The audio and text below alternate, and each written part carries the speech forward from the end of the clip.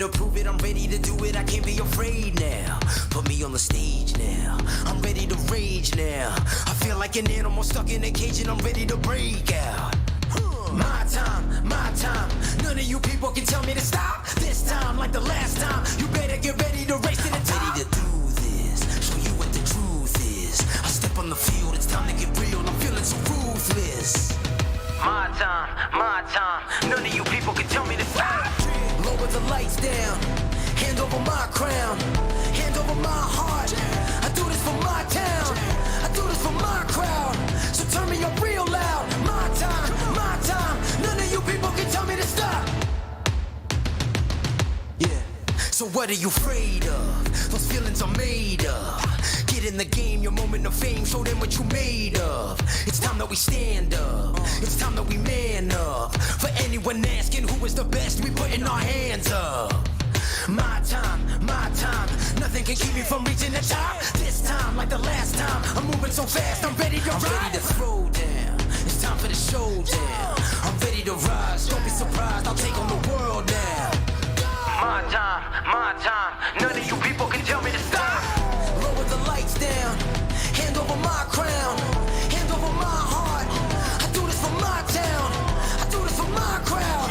So turn me up real loud. My time, none of you people can tell me to stop. My time, none of you people can tell me to stop. My town, my crown, we know what it takes to be reaching the top. We're reaching the top, we're reaching the top. We know what it takes to be reaching the top. My time, none of you people can tell me to stop. My town, my crown, we know what it takes to be reaching the top. We're reaching the top, we're reaching the top. We know what it takes to be reaching the top. Lower the lights down, hand over my crown, hand over my heart. I do this for my town, I do this for my crowd. So turn me up real loud. My time, none of you people can tell me to stop. Turning the track up,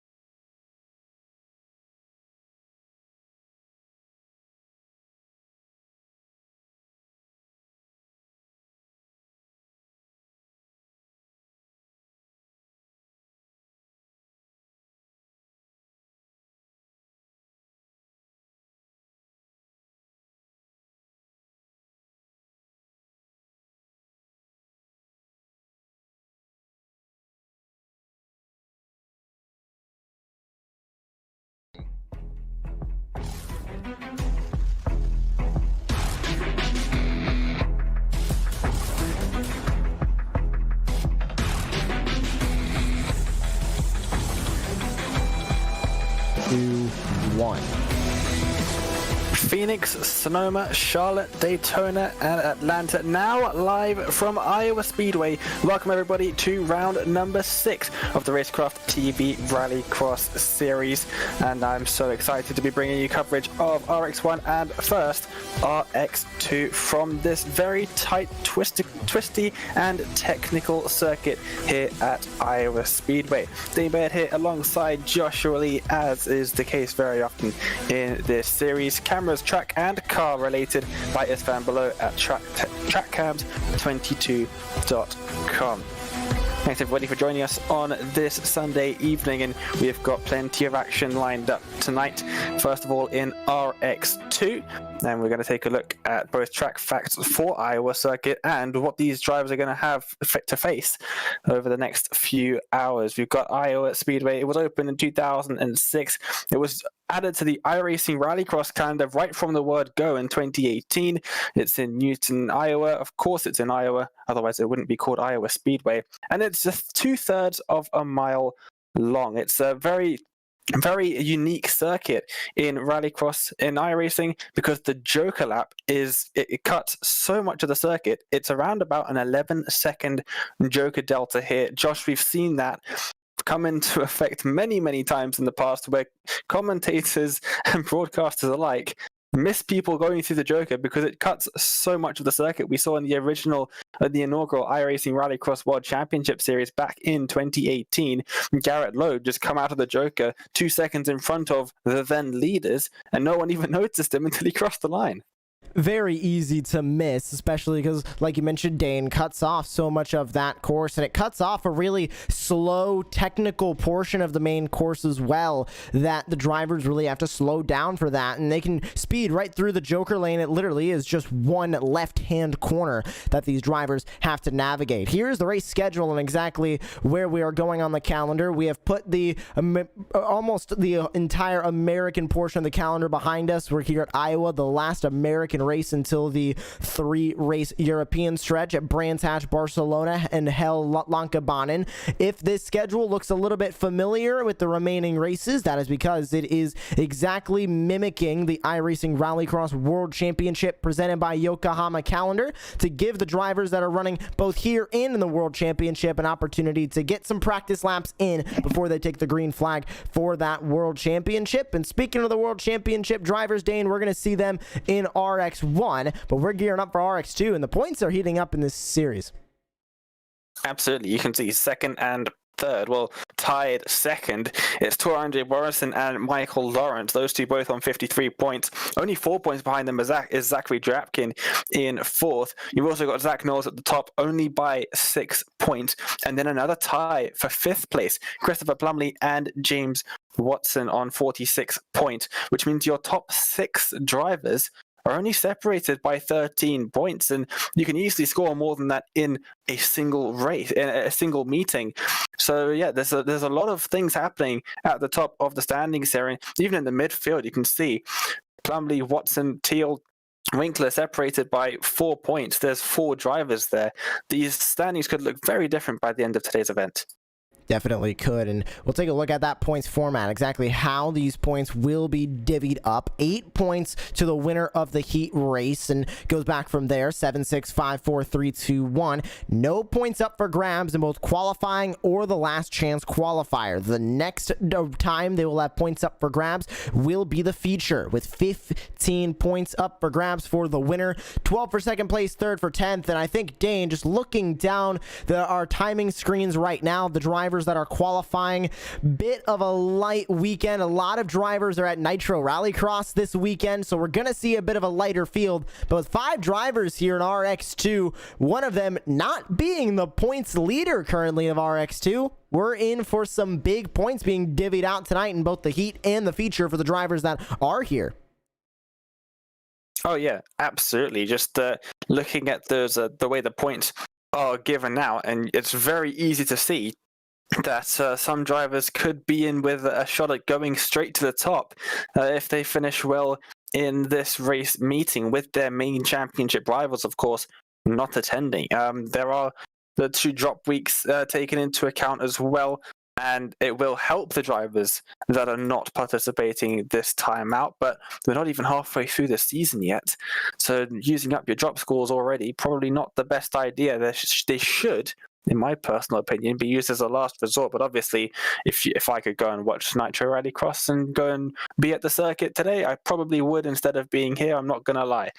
Let's have a look at what the drivers are going to be up against. 5-lap heats, 5-lap last chance qualifier, and a 10-lap main. The reason why I didn't even mention top 4 and top 2 advancing is because with 5 drivers on the grid as we have at the moment, that is pretty much irrelevant. Everybody will be making it to the main event. The 8x incident limit, though, with these 5 drivers, they have to be careful, because it can be pretty easy to get over that limit. I believe this is one of the few circuits that possibly has a 1x. I think this in Barcelona, maybe you've got 1x's. It's a bit of an odd circuit, this Iowa circuit. It's very flat. Some of the other circuits have got some form of banking. Not this one. It's very flat. There is a very tricky jump. We've seen lots of, even at the World Championship level, drivers going off the jump sideways. You think of Jake Robertson last year in the World Championship Series, actually ended up getting a penalty for coming off the jump sideways and bouncing back into a bunch of traffic. So it's very a difficult jump part of the circuit. The starting grid, it comes into almost what you would think of as a street circuit. Walls very close on either side, similar to what we saw at Charlotte, and we all know what happened at Charlotte in the starts. And that is going to provide for a very exciting start, and we're already gearing up for heat number 1 here. Dane's starting grid is coming up.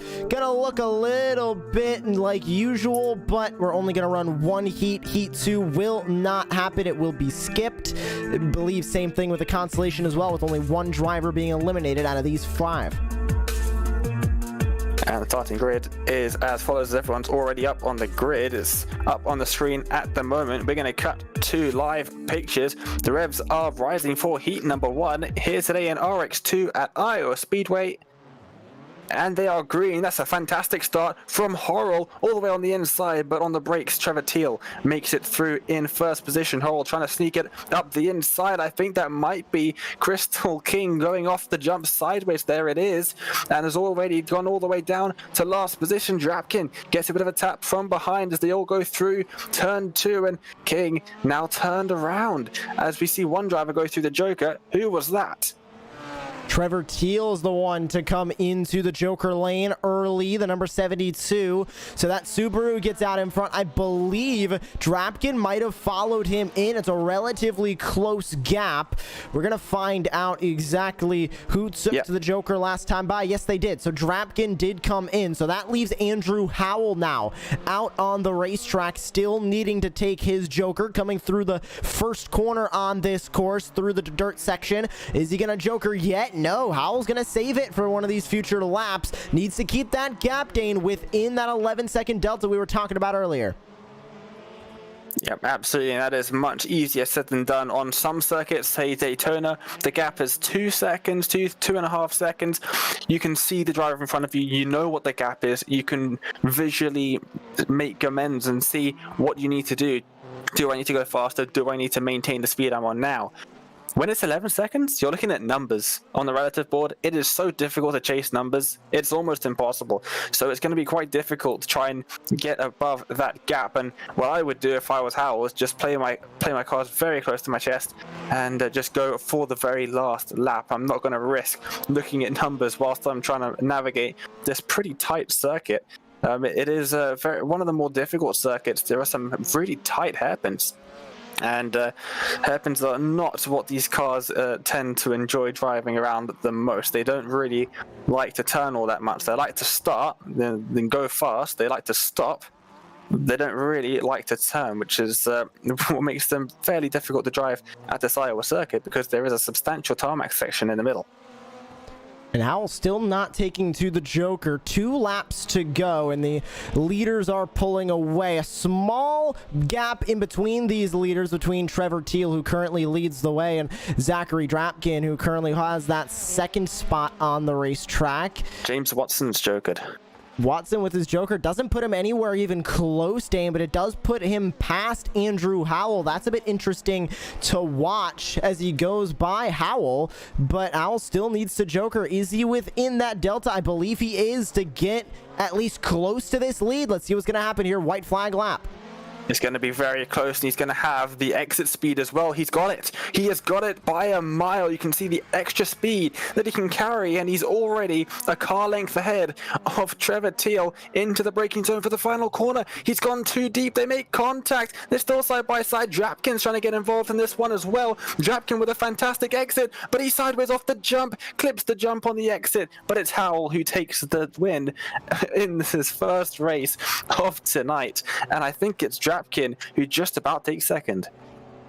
What a race there to begin the night, and it was Zachary Drapkin who is scored in P number 2 for that heat race, and only one heat, so that just sets the table for the feature race, sets the grid on how they will start. Everybody will be moving on to the feature. 5 cars in the field, and they all get points for that heat, Dane. Going to be important later on down the road. Yes, the drivers who are missing this race will have a drop to fall back on, but if they end up having to fall back on too many drop weeks, this 1 week here at Iowa is going to come up to haunt them if they have no drops left, and these 5 drivers have a substantial amount of points up on the board. Yep, absolutely. Full race results are up on the screen now. It was Howell, followed by Drapkin, and then Trevor Teal. Watson finished in 4th. Crystal King got turned right around at the start of the race after turn 2, so a bit unfortunate for that driver in the Subaru. A nice representation of the different cars on the service in this very small 5-car grid. You usually see an all Subaru grid. Is just looking at some of the drivers in warm-up. Andrew Howell's going around the place as sideways as possible, just having a bit of fun out there. He's not practicing any specific lines. He was just really sending it through those corners. Good to always just try and get some unique practice out there on the course, and Andrew Howell, of course, looking for the heat win into the feature race win, and this is going to be a pretty quick finish to RX2. Now the session for RX1 will go up at its normal time of around 6:40 Eastern time, so we'll get as many interviews as we can in with the drivers from RX2, and then we'll take a short break here on Racecraft TV, come back with RX1 action as warm-up is about to finish its way here, Dane, and we're getting ready to take a look at the starting grid for the feature. Gonna look relatively familiar as it'll be the exact results from that heat race as we get ready to go racing for one more time here in RX2. Yep, and Howell got a fantastic launch in that first race. So from pole position, he's going to be very dangerous on that inside of the front row. But also Teal got a pretty good start as well. Whoever started second in that heat race, I actually can't remember who it was exactly. It was James Watson who started second.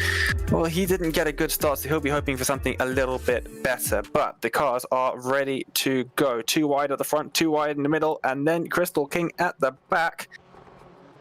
And we're green for the feature, and that is a very even start between Howell and Drapkin. All the way around the outside goes the Ford Fiesta driver, but it's Howell who's going to lead us across the line to start lap number 1. Drapkin up the inside regains the lead, and now goes Howell with the switchback. He'll go straight into the Joker. Maybe no. Both of them are staying out, but Howell takes the lead. Teal goes into the Joker, though.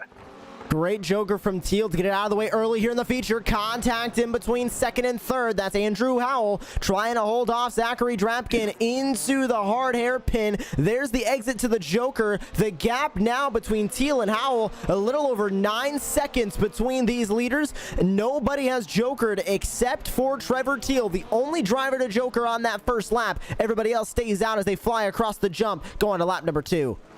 Howell needs a Joker as soon as possible, and if Howell doesn't, Drapkin does, because these two fighting is only going to let Teal gain an advantage. There he goes, straight into the Joker. He comes out quite substantially ahead of Trevor Teal, but that was good thinking there, trying to cover off the threat before it becomes a threat. If he had carried on fighting with Drapkin for another lap, even 2 laps, 1 lap, it doesn't really matter. Any time that those two spend holding each other up, it's just going to allow Teal to catch up. And there was a good joker there from Howell. He's run a bit deep through turn 1 though, and there goes Teal up the inside and towards turn number 3, and he gets the move done there in the chicane. So fantastic move there for the lead by Teal, but he hasn't gained time on Drapkin. So Drapkin right now could possibly come out of the joker in the lead, and that's exactly what he's just done.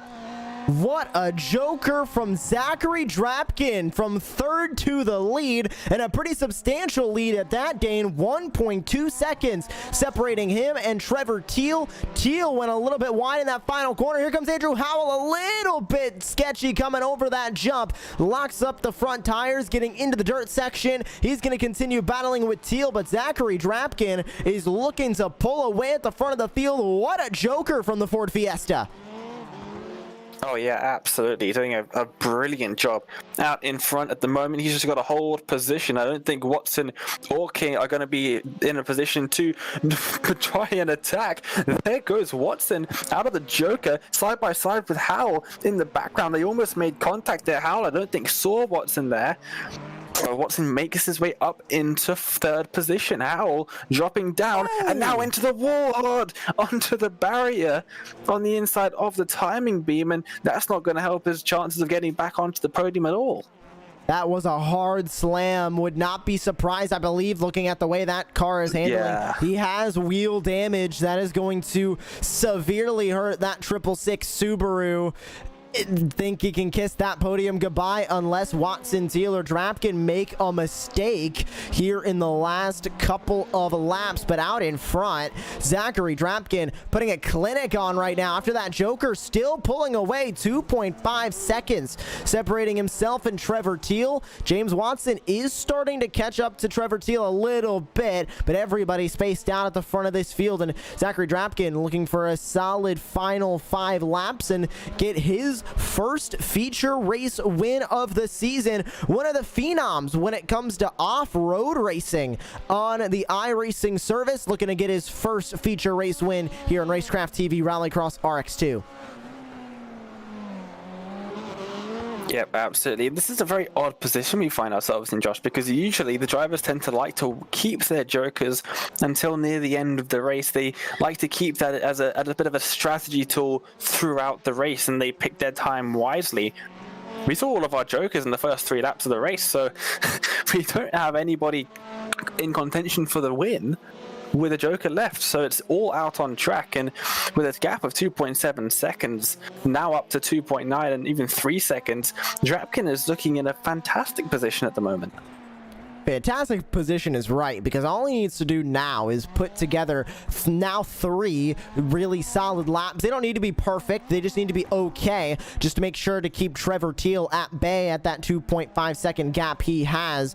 Drapkin is one of those drivers that it's not difficult for him to be good out on this racetrack. It's not difficult for him to run consistent. That is exactly what he is doing, and gotta say, it does kind of warm my heart as a Ford Fiesta user from the beginning of iRacing Rallycross to see a Ford Fiesta at the front of this field. I was talking earlier about Garrett Lowe. He was driving the Fiesta, I believe, when Garrett he made Lowe that has win. been a user of the Fiesta, I believe, every time he's been in the World Championship. Yep. I don't think he's gone to the Subaru. Like, we have a full Subaru lineup this year in the iRacing Rallycross World Championship. Garrett Lowe refuses to go to the Subaru. He is always in the Fiesta. He absolutely is. Drapkin's in the Fiesta right now. He's doing the car some justice. I believe the Fiesta might suit this track more than the Subaru, like it does at Hell Lycobahn and at Charlotte Motor Speedway as well. Because of the tight nature of it, the Subaru's massive wheelbase doesn't do it much help in these tight corners. You can see just how much the Fiesta, how nimble it is around some of these corners. It doesn't do particularly well on the fast flowing stuff, and you'll see that with the gap. Teal will gain a whole lot of time here, but then as soon as he gets onto the tarmac, the tight and twisty stuff through the chicane into the double hairpin here and then back onto the oval, the Fiesta just has so much more agility through these corners, and it's really helping Drapkin not even maintain the gap pull away. It's almost 4 seconds now, but around the final few corners, he's going to go around NASCAR 3 and 4, and then through the final chicane, up and over the jump. And all he has to do is land it. He does so successfully, and he takes the win in round number 6 for RX2 in the feature race. Started in second and made a fantastic effort at the start to take the lead. An absolutely fantastic race put on by Zachary Drapkin.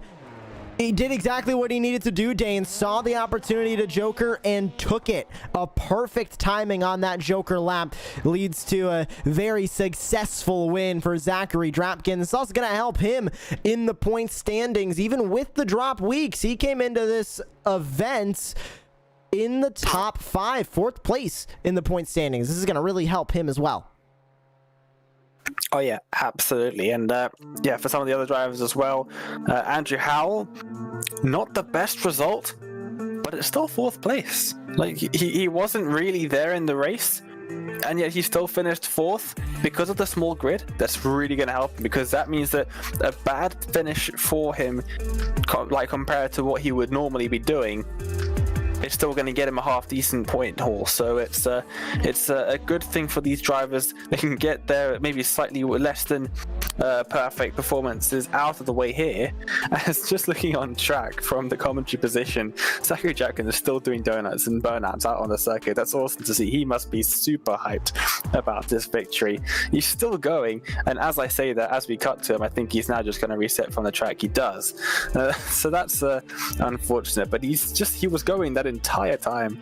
So that was super cool to see. We'll see if we can get some interviews from some of the drivers. And let's see, who have we got? We have got our race winner, Zachary Drapkin, for a chat, and he joins us now. Zachary, welcome to the broadcast booth, and congratulations on what I am told is your first feature win of the season.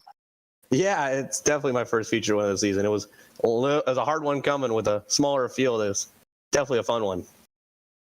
Absolutely, and I just would like to ask this, with the Ford Fiesta that you were using, do you think that helped you out a bit compared to the Subarus of the other drivers you were fighting with? Because I think the smaller wheelbase makes it a bit more nimble through the tight corners. What do you think?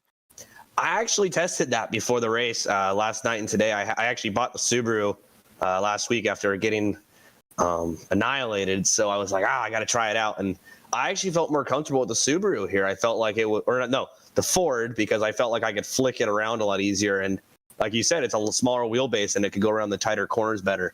I definitely think the Ford gave me a little bit of an edge tonight. Yeah, that was Josh and I were just discussing that as you were crossing the line. You did a whole bunch of donuts and burnouts, and then went around the course like completely sideways for a bit. You look like you were really, really happy with this victory. Oh yeah, I always love getting into new things, and rallycross it's so much fun. It's so new. I've come from the short course world, so coming into rallycross where we get to fly in the air and still go around dirt and all-wheel drive vehicles, it's just a blast to go around every corner like this. And you still got to get a little fun, got a little funky on every corner, so you can throw it around the corners if you want.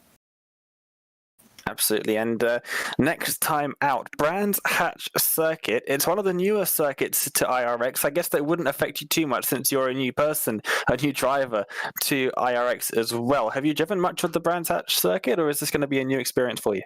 This is going to be a new experience, but you got to bet after tonight, I'm definitely going to go out, buy the track. I don't think I bought it yet, but I'm going to go out and buy it, get some practice laps down, and hopefully come back and double up for next week. Well, let's certainly hope so. But another thing, with the points standings, you came into this round in 4th position, 10 points behind Zach Knowles as of round 5. You've just gone and bagged yourself, I believe, 22 points from this round, which I think is going to put you definitely in contention for, if not leading, the point standings heading into round 6. What do you think about that? I would love to come out with a points championship here tonight. I'd love to get experience in RX2, and then one day, hopefully next season, I can bump up to RX1 and battle with the big league guys, because racing with my guys in RX2 is so much fun. It's such a great experience because I'm learning with James and Teal and Andrew and Crystal. It's just, you're learning how to drive. It's not, you're getting thrown into the big dog league with all the fast guys. So I'm really looking forward to hopefully bringing home a championship in this series and hopefully being able to come back next season in contempt with the RX1 guys.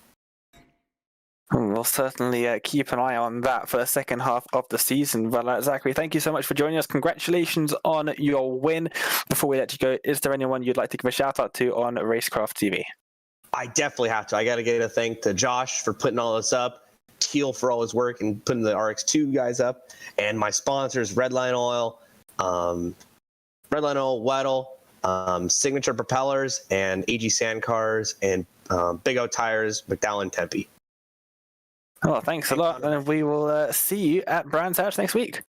Thank you, guys. I'll see you guys next week. Sounds good. Well, it was great to hear from Zachary Drapkid there. He sounded really happy with his win, didn't he, Josh? He definitely did, and that's not going to end the post-race here on RX2, an extended post-race here tonight from virtual Iowa as we just continue to gear up for RX1, and it'll go up in about 10 minutes. So in about 10 minutes, we'll end the post-race show and swap over to RX1 and get ready for all the action there. But now bringing in Trevor Teal, second place finisher here in RX2. And Trevor, it was very close to getting that feature race win. You got the win in the heat race. How was that car feeling out there in Iowa? Oh, it felt really good. I did a lot of practice this week just to try to run up front. There wasn't a big field tonight, so made some good points and happy with that. Good points definitely is what you made up. And talking about those points, of course, 2 drop weeks are taken, but we were mentioning how even with those 2 drop weeks, if the drivers who missed this round have to rely on those drop weeks, you're going to have a good bank of points left that you can use in the standings. Does this give you a little bit more confidence to run up front each and every time here in RX2 and try and go for that points championship if the front runners run into issues with their drops? Yeah, definitely. I mean, there's quite a few races left, so just gonna keep on plugging along and try to get up there with those guys. It's crazy because the RX2 class, there's definitely some fast guys in there.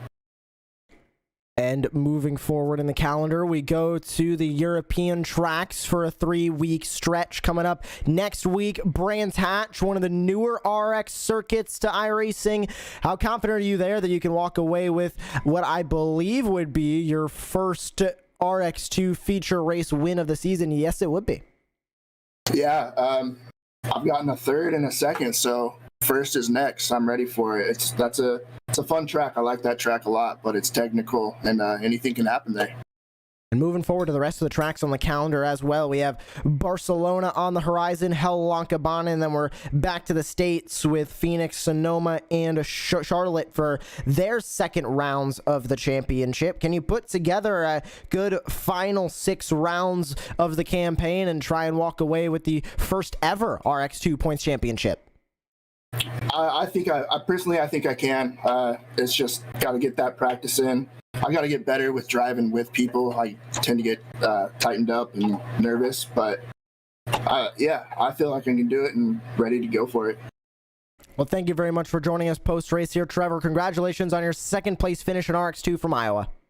Thank you. Appreciate it, guys. Great to hear from Trevor Teal. He finished second in RX2, and we will conclude the post-race show for RX2 by talking with James Watson, third place finisher there in the feature. He's standing by with Dane Baird. James, welcome. Let's have a little bit of a talk about that feature race, because you were sort of behind everybody, sort of lurking in the shadows. You weren't really on the screen for much, and then your Joker. Hold on, I'm having some connection issues. I'm gonna go back down to the other room, bring me back up. Absolutely. Well, see if this sorts out your connection issues. James, are you with us? There we go. Now I think I got you. All right. Well, I was just asking you about your feature race, because you were sort of just behind everybody. They were all fighting up ahead. And then all of a sudden, bang, there comes James Watson out of the Joker. What was going through your mind when you came through the Joker and all of a sudden you're side by side with Hal? I wasn't expecting that. I didn't think I would be able to gain that much time on the Joker. I figured I'd be closer, but I didn't think I'd throw myself right to the thick of the lead. I'm like, Okay, I'll just go with this. He definitely didn't make it easy for you. He pushed you all the way out to the wall. I don't actually think he realized that you were there. No, At the start of it. no, I definitely spooked him. Andrew's definitely not the type of person to do that. Yeah, definitely. And then you managed to get all the way around him and stay ahead for the rest of the race. Did he put you under much pressure? Oh yeah, Andrew is a heck of a driver. I was having to be as perfect as I can be to have any hopes to keep him behind. If I made the slightest mistake, any more mistakes than I already was making, he would have gotten by. So I had to drive the wheels off just to keep ahead of him. Absolutely, and well, that's a podium finish. So third place. That's going to bag you combined with, I believe, fourth place in the heat race. That's going to give you 15 points after this round, which is definitely going to help you out in the championship. You came into this round tied fifth. Trevor Teal got a few more points than you, but I think that position, or that finishing position, might put you up maybe into even the top three in the point standings after drop scores are applied. So not a bad haul of points at all. Heading into the second half of the season, then we've returned. Well, we head to, for the first time, the European circuit. So we've got Brands Hatch up next. What are your thoughts on that circuit? Have you driven much of it? Yeah, I've driven it a bunch in NASA Rallycross and other leagues, and it's never really agreed with me and my driving style. So I'm just gonna get more practice and hope I can at least slide into the final. But yeah, I'm not expecting anything big from next time out. And then also the second of the European circuits that we head to, Barcelona, Catalonia. We haven't really seen much of that circuit in competitive rallycross. It wasn't used in rallycross qualifiers. So I personally have never seen a race there. And then we've got Hell Lankerman as well, the next European circuits. They're very different to the American circuits that we've been to for the first half of the season. What do you think the main differences are? Well, definitely the biggest thing is that the European circuits seem to like to do the longer jokers, so it changes your strategy because you have to be able to figure out when you're going to do it and not put yourself in the middle of traffic, because you're going to lose a lot of time using those jokers as opposed to most jokers on the American circuits like here, where you cut like half the track and it gets you like 10 seconds. So it definitely changes up your driving style and how you attack it, having to keep that in the back of your mind.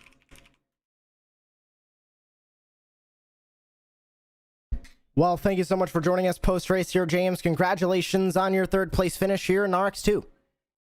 Thank you.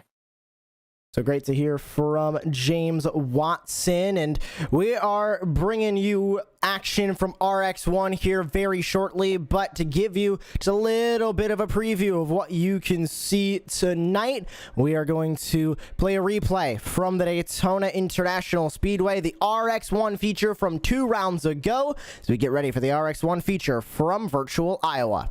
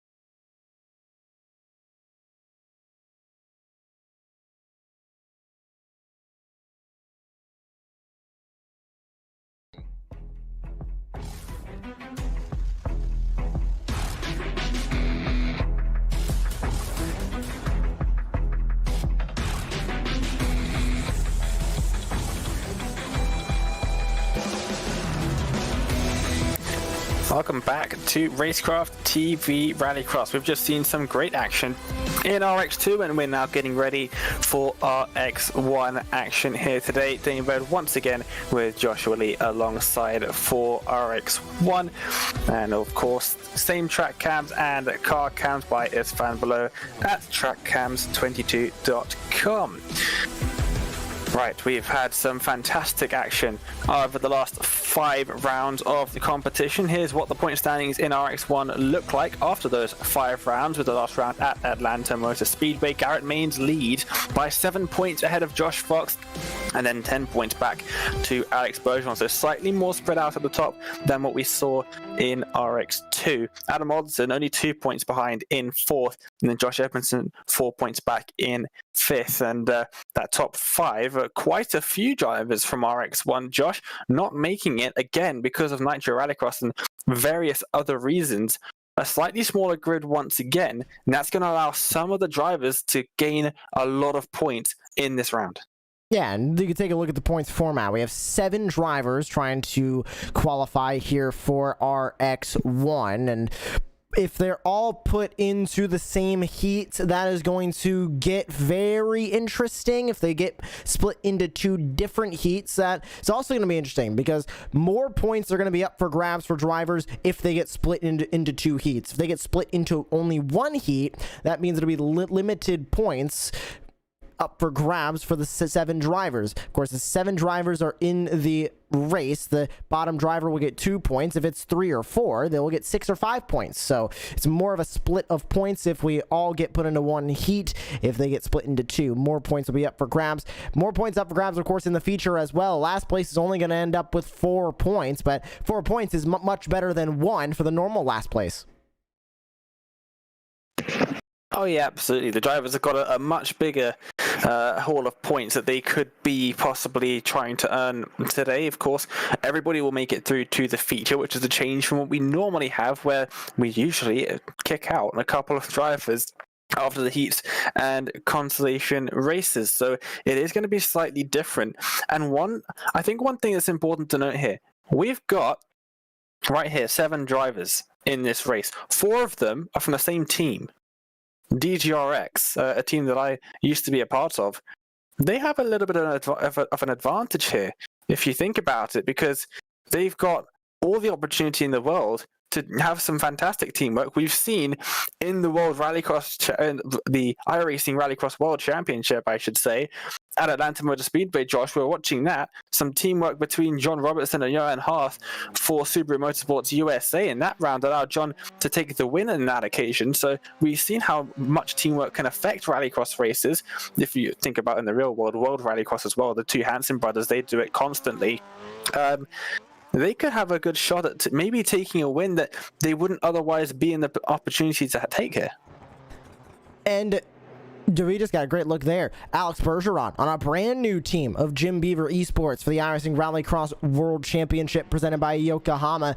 That teamwork can come into play. I think about the Joker lane and maybe one or 2 drivers taking the Joker lane first, and then the teammates seeing how that worked, and then them taking it on the next lap, trying to stay together, but also trying to maybe jump another car or another team to get by them. So teamwork is not a lost art form when it comes to Rallycross, but definitely on the racetrack, you're going to want to race your teammates a little bit cleaner, but you still do not want them to end up winning. That'll be less points on the board for you. Oh yeah, absolutely. And just looking at some of the drivers out there, Robbie Lavril at the moment is on provisional pole position, someone that you wouldn't usually associate with that pole position. You'd think Bergeron, maybe Alderton as well, would have a better shot at getting that. And over the jump, very sideways indeed was Lavril on that occasion, not improving on that last lap. I think that might have just been a setup lap. Now going around through the chicane, you can see him threading the needle through here. Run as wide as you want out there. No 1x there to invalidate your lap time. And then using all the track on the outside, cutting through this hairpin as tight to the inside as you possibly can. Use the banking to increase your speed, and then back out to the wall on the outside to open up the braking zone and the turn in for this very tight left-hander into the last corner on the circuit, up and over the jump, sideways as you like, over the line. And I don't think he's improved on that time either, but I think it's enough. I don't think anyone else has got anything in the bag, and Robbie Lorel might just well be starting heat number 1 from pole position. That's going to be huge for Lorel, and we'll see here in a moment if we're going to get a split of the heats or if they're all going to go into one heat. Let's find out. We're getting 2? Yes, we will get 2 heats. Oh, no, we're only getting 1 heat. So all 7 drivers are here, and all of them are going to make it into the features. So this is one giant qualifying session. This is a second qualifying session we're going to see here, Dane. Yeah, we're taking a leaf out of F1's book. This is sprint qualifying right here for the drivers. A couple of drivers are already out on the grid, but this is what that starting grid will look like for your sprint qualifying session. I'm calling it that. I don't even care. Robbie Lorel on the pole position there with Alex Bergeron around his outside. We saw in the feature race in RX2 how much speed you can carry around the outside. Bergeron might just be in the best spot out of anyone if he can get a good start. Adam Alderton in second with Jason Hook alongside. Matt Hartley in 5th with Keaton Swain alongside him. And then 7th and last, Bodie Cryer didn't set a lap time, unfortunately for him. He will start right from the back. We're just waiting for one driver in this grid, I believe. That Adam Alderton, who we are waiting for, we wait no longer. There he is on the grid, and we are now ready to go. The revs are rising for sprint qualifying here in RX1. And we're green, and that's a fantastic start from Alex Bergeron. He takes the lead into the first corner. There's contact. Lorel gets sent sideways. Then it's the 27 of Adam Alderton who gets up into second. So the 2 drivers that I thought would be up at the front are now up at the front. Alderton gets a little bit of a shove behind from Lorel, but other than that, it's a 1-2 for Alderton and Bergeron. The other way around, though. Lorel through the Joker. He's going to take the lead along with teammate. And I'm not too sure exactly who that was. Matt Hartley took to the Joker the first time by. Nobody else did, so it's Bergeron still in 3rd. Bergeron's going to have an opportunity here to take the Joker. Big question is he going to do it? You're on board with Bergeron here. Take a look at the gap between himself and Matt Hartley. We'll go with the 3-car battle here, so you can see the gap in between everybody in this top 3, but take a look, Dane, not taking to the Joker yet. Really interesting to see from Alex Bergeron, not electing to Joker just yet, buying his time here, and now Swain and Alderton go in as well. He's gonna have to Joker here sooner. He's gonna be caught behind the 8 ball. I'm not too sure, because he's got to take into account Alderton and Swain. They might start battling now. They will start battling now. Swain sends it up the inside into turn number 2. They're still side by side, and Swain gets the move done. This is a perfect opportunity now for Bergeron. Swain sideways, and they're just holding each other up. Bergeron has to joke it now, surely. He does not. He stays out on the racetrack. Bodie Cryer's Jokers and almost makes contact with Keaton Swain, but Cryer goes up into P3 now. Bergeron saving this Joker to the last possible moment. It'll be 2 laps to go. You just saw Matt Hartley there. 3-car battle here. There's Robbie Lorel, who currently holds that race lead. We'll go on board with Alex Bergeron. Is he going to take it this time by? Final lap Joker from Alex Bergeron here, Dane. This is a strange strategy with a 9-second gap to the lead. I think he might have an opportunity to walk away with this heat race win. No, he's played this to perfection. He knows he has the pace. Everybody else is out there battling, and everyone who's not battling, he knows he's quicker than. He's caught right up to them. Look at the gap between himself and Alderton. Alderton's Joker, that's an 11-second gap that he's closed down in the last 2 laps. So that is an extraordinary closing down of a gap from Alex Bergeron. He'll go down to the Joker now and come out comfortably in the lead of this race. It's not even close. Comfortably by 2 seconds. You were right, not close at all. Coming into the final corner, what a joker from Alex Bergeron. We thought he was crazy until we looked at the gap. 9 seconds, perfect joker from the Jim Beaver Esports machine. Absolutely, he led from the start of the race, remember, so he was in front from the entire start of the race. He really had that race in the bag from the beginning. It just didn't look like it because the Joker delta is so massive here. Everybody else took to the Joker and it looked like he was far behind, but he was in control of that race right from the beginning, from the very start of the race. If we are taking a look at the start on my screen at least, then he got such a good launch off the start. Robbie Lorel managed to come back to take second because Alderton, who got in front of him at the beginning, he finished dead last. He got bullied by the drivers around him in that Joker period.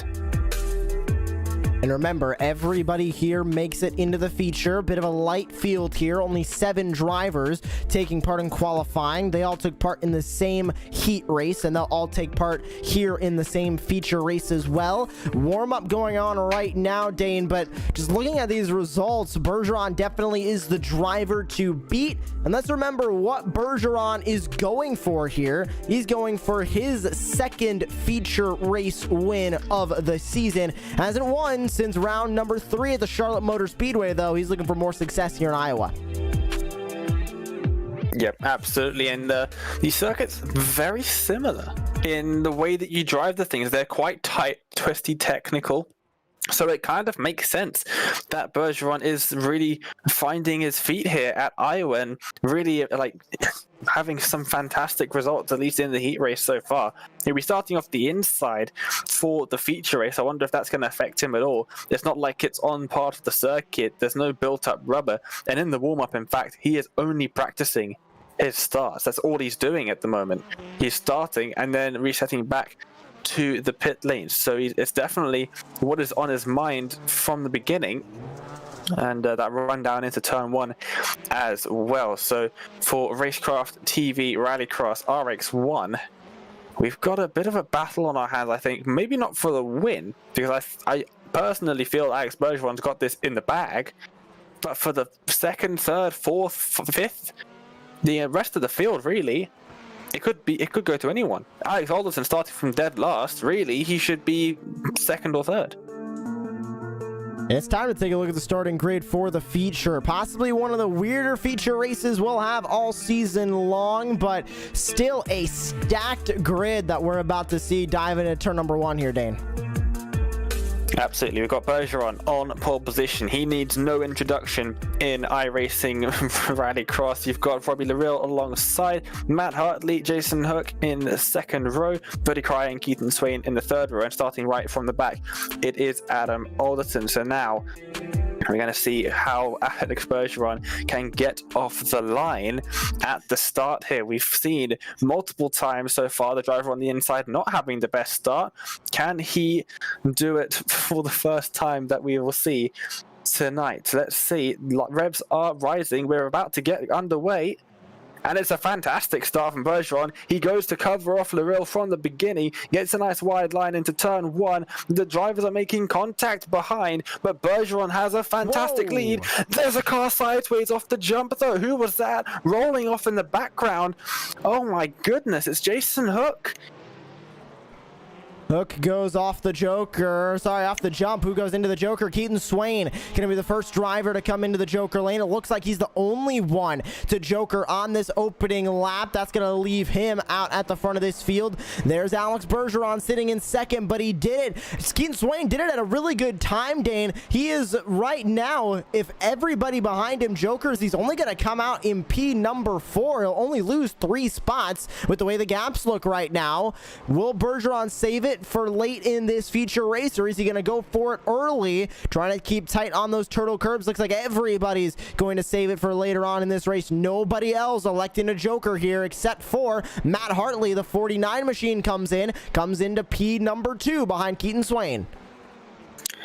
Absolutely. I was just riding on board with Bergeron for that opening lap, and that's a drift and a half for Hartley. I'm not sure if that was planned or not, but he held on to it very nicely.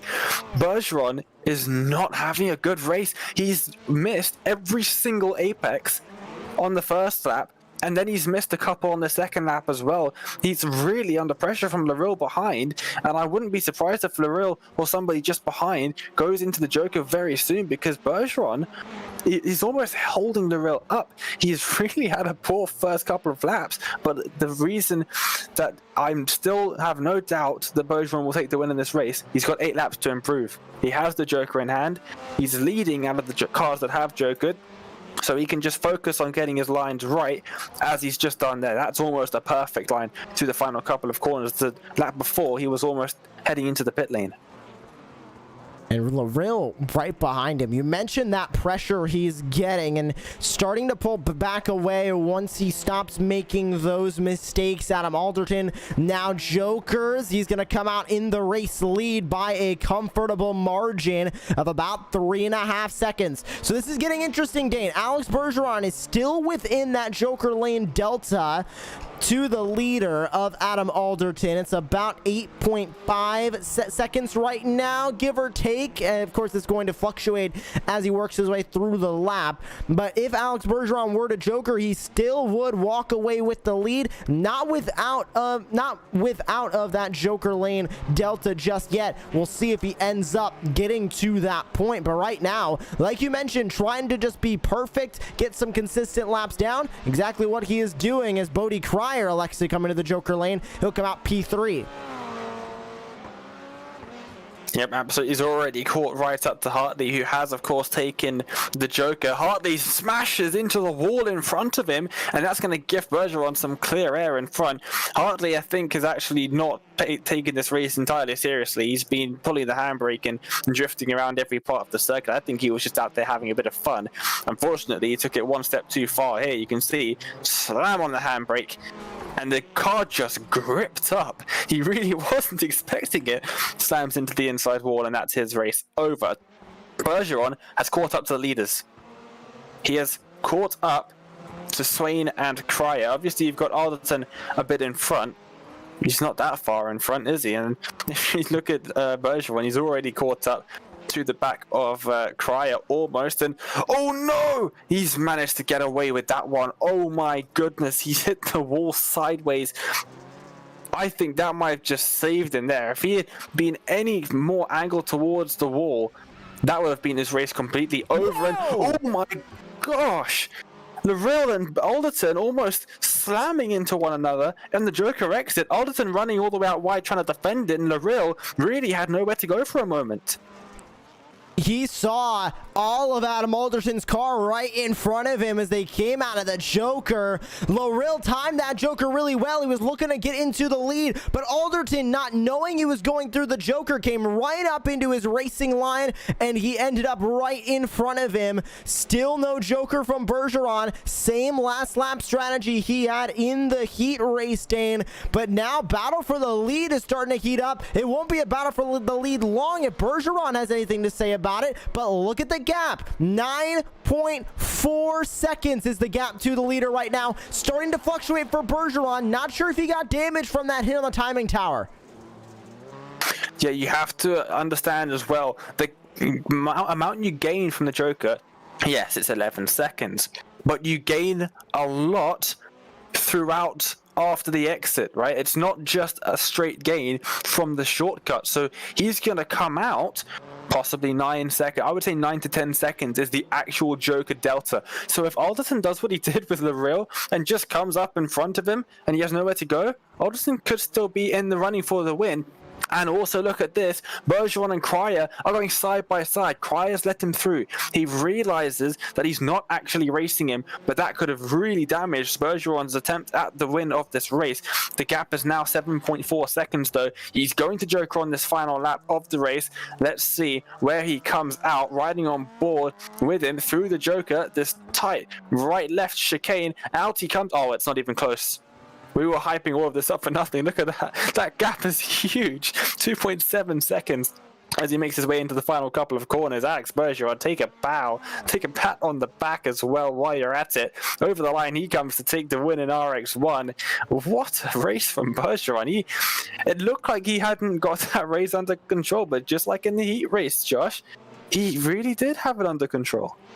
And I think that is exactly why Alex Bergeron is not only a professional at iRacing Rallycross competing in the World Championship, he's also a part of Jim Beaver Esports, one of the largest in dirt road when it comes to teams. Absolutely great race put on by Alex Bergeron here on RX1. Almost perfect race put on all day.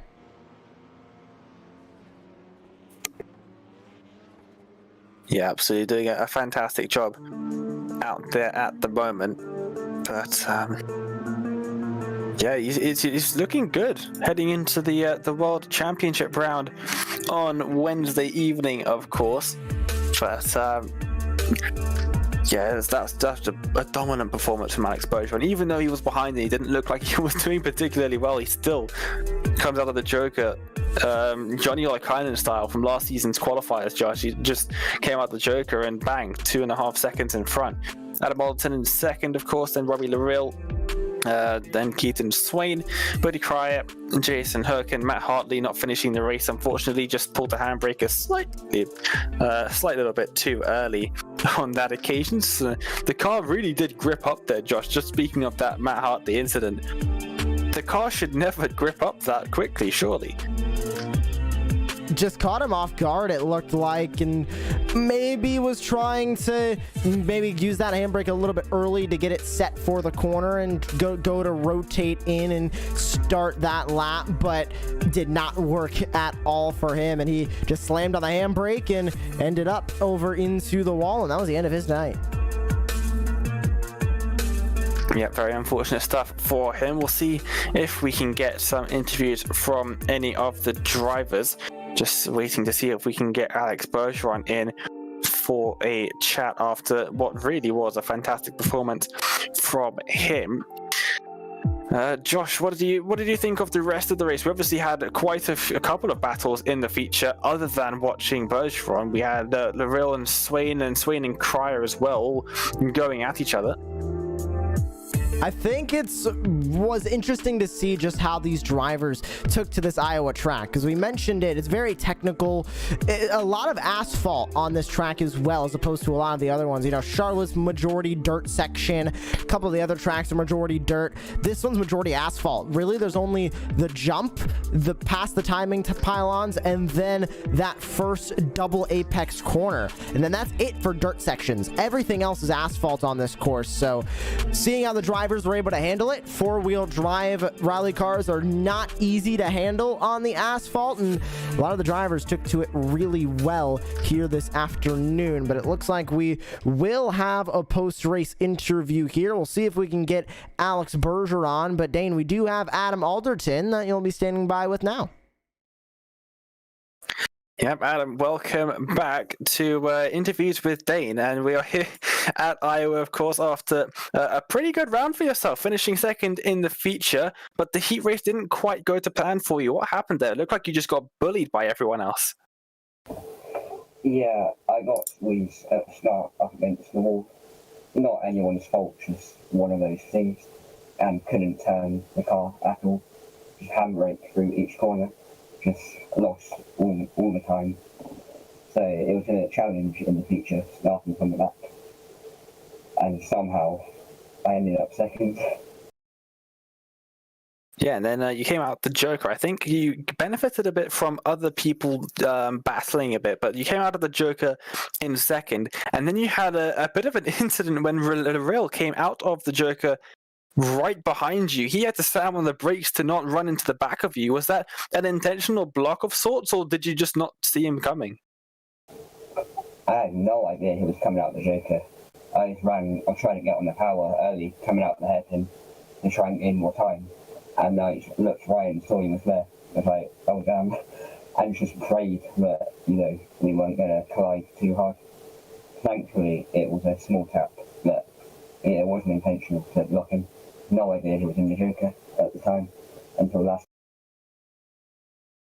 And then Bergeron came out of the Joker pretty far in front of you. Were you focused on trying to get ahead of Bergeron, or were you like sort of conceding the win and just trying to focus on the driver behind you?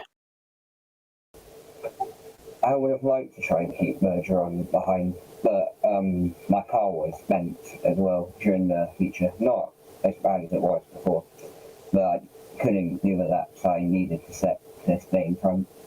So just try and do the best I can, and if I come out in front, great. If not, it's still a P2, so you can't come. Well, we've been in the States for the first 6 rounds of the championship, but it's home race time in round number 7 at Brands Hatch. What are your thoughts on the circuit? Mixed emotions on it.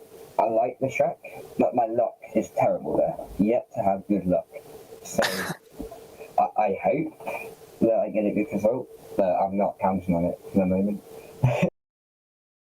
Well, we'll see what you can do next week. Thank you so much for joining us for a chat. Congrats on the 2nd place, and we will see you next week at Brands Hatch. Before we let you go, is there anyone you'd like to give a shout out to?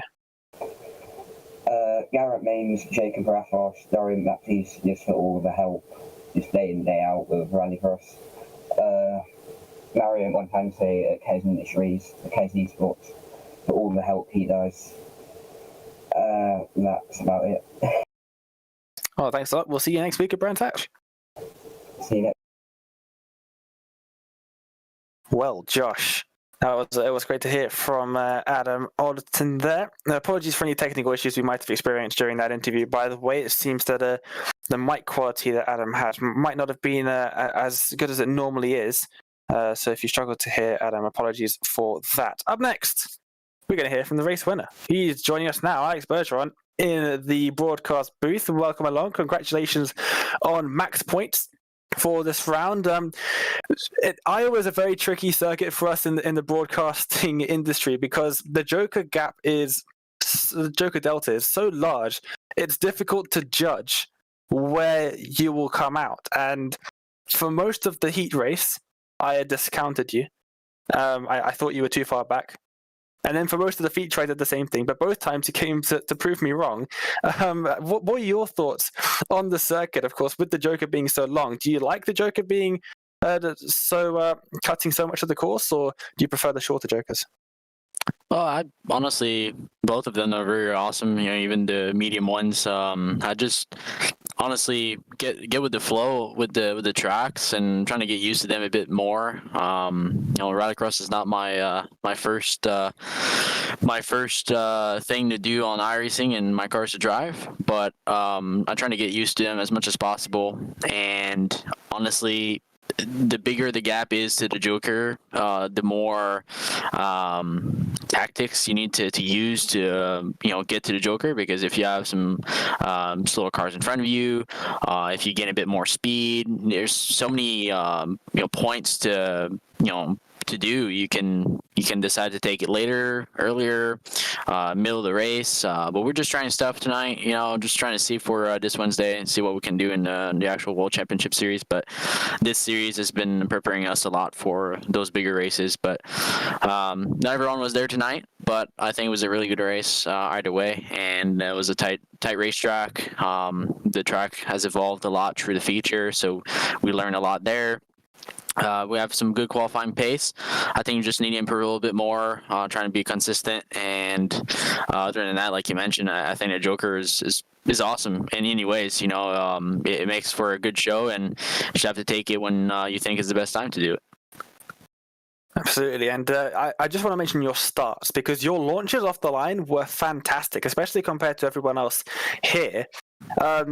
Your launches were fantastic. Do you feel confident in the launches in the Subaru? I know a lot of drivers have been struggling in the World Championship Series with getting the car off the line as quickly as some other drivers. Maybe the drivers that have been doing it for a longer period, they're getting the best launches.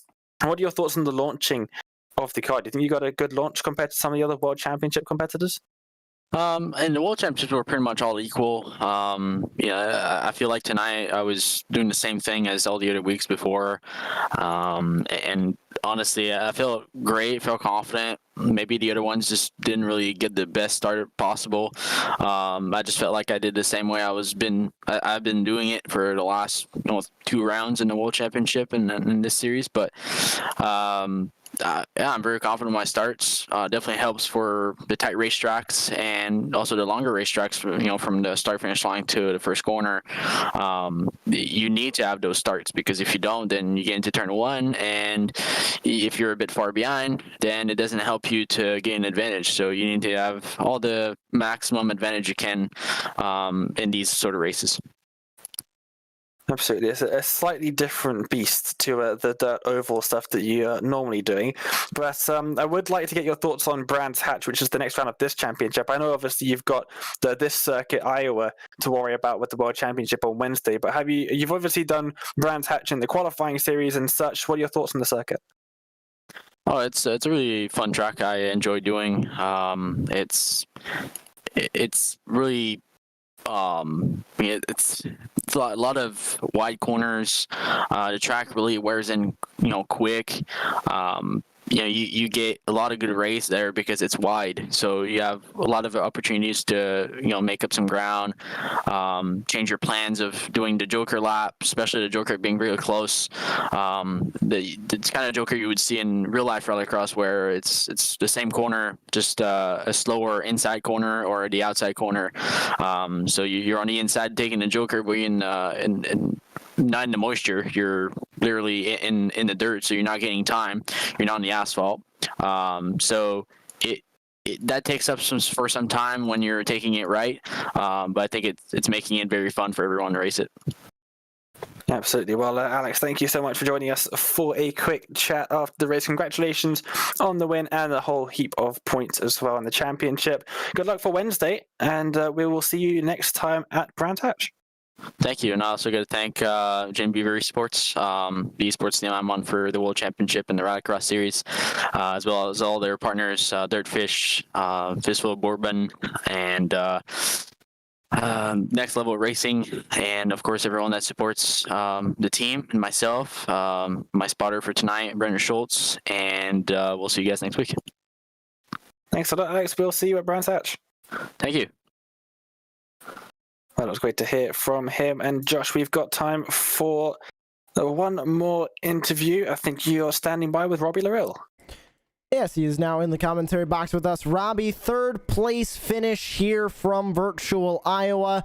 No, you wanted to get a little bit further up, but podium spots is not bad. How was that car out there in the feature race? It was good. I just think I had a little bit of bad luck towards the end of there on my Joker lap. And of course, that Joker lane strategy really came into a ton of play when you were coming out of that Joker, and all of a sudden you see Adam Alderton's Subaru come right up into your racing line. What were you thinking in that moment as you were going right towards him at, I believe, 120 plus miles per hour, having to try and stop on a dime? Oh, well, I was either thinking of just rolling through them or just trying to go around them, but last night I just locked up the brakes. I finished watching the replay videos a while ago, and every single time he took that Joker, he stayed inside of the first line, every single time. But just that time I'm coming out of the Joker, he went all the way to the wall. If that's not intentional blocking, it might have just been coincidence, but that really rubbed me the wrong way. Well, we're moving forward in the campaign, of course. 1 week's time, we go to Brands Hatch, relatively new circuit. How confident are you that you can walk away with another podium? Depends how much more of the fast guys show up. I'm pretty good at Brands Hatch. That's where I qualified for the invitationals at. It was the only one I made qualified for. I feel pretty good at Brands Hatch. Well, we hope to see you in 1 week's time from Virtual Brands Hatch. Robbie, congratulations on your 3rd place finish here from Virtual Iowa. Anybody else you would like to thank here on Racecraft TV? Yeah, I would like to thank DNF Auto, DGR. I'd also like to thank y'all. Y'all awesome. And thank my wife for letting me do this without killing me. Thank you very much for joining us post-race, Robbie. Good luck at Brands Hatch in 1 week's time. Thank you. See you there. Well, Dane, that concludes our post-race interviews, and I know a lot of points getting awarded tonight and just a lot of anticipation for Iowa, but we're moving forward in the calendar now, putting the U.S. behind us for 3 rounds, and we're moving forward in the campaign. Absolutely. Second half of the season kicks off with 3 European rounds, the first of which is at beautiful Brands Hatch. It's a circuit that I hate massively. Both the road and the rallycross layout. I personally dislike this place, but it does give us some fantastic racing. Josh, you and I covered the qualifier series, and it was insane. The racing that we got here. I didn't catch the All-Star Invitational in the spring. You might have. I definitely didn't. But from what I've heard from the drivers, they seem to enjoy it, and it gives us great racing. The Joker is insane. It's so bumpy. We've seen drivers literally launch themselves over the wall back onto the main circuit. It's an awesome track. I'm personally very slow at it, but I'm really looking forward to it. It's a very interesting circuit, I would say. It's very different to every other circuit in the fact that it has so much elevation change. You've got the downhill into uphill into turn 1, then downhill from there, very steep downhill into turn 2. Of course, it's Paddock Hill Bend, so it would be quite steep. Anyone who's ever driven Brands Hatch, think about the elevation change at turn 1 down towards the hill, down the hill in towards turn 2. It's that, but steeper, because they cut over the grass and lay some dirt down. There's the only, as far as I'm concerned, just makeshift metal jump that they stuck on some tarmac. On the circuit as well. It's a very interesting circuit. It's a lot of fun, and hopefully both RX2 and RX1 fields are slightly bigger, and we can get some really good action out there on the circuit. But that is all we have time for here on Racecraft TV. We will be live from Brands Hatch Circuit October 10th, so this next Sunday at the same time as always.